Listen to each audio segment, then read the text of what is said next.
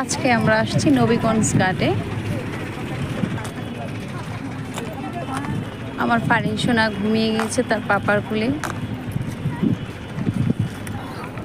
অনেকদিন পর নদীর পাশে আসলাম, কিন্তু নদীর পানি শুকিয়ে গেছে। ওই তো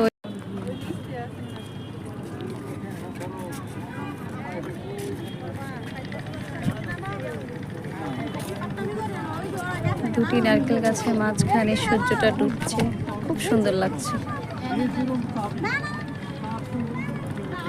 আমার ফারিন সোনা ঘুম, সে বিভোর ঘুম তার পাপার কোলে।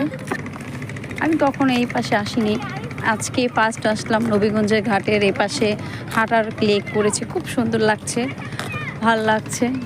শেষ বিকেলবেলা একটু ঘুরতে বের হলাম ফারিনকে নিয়ে। ফারহা খুব মুড অফ, দেশে যেতে পারেনি। এই যে আমার ফারহা সোনা, এখন সে খুব খুশি ঘুরতে এসে। কেমন লাগছে? ভালো। সোনা পাখিটার এখন মন খুব ভালো হয়েছে, সে খুব মজা পাচ্ছে। মারিয়াম সোনাকে মিস করছে, তবুও তার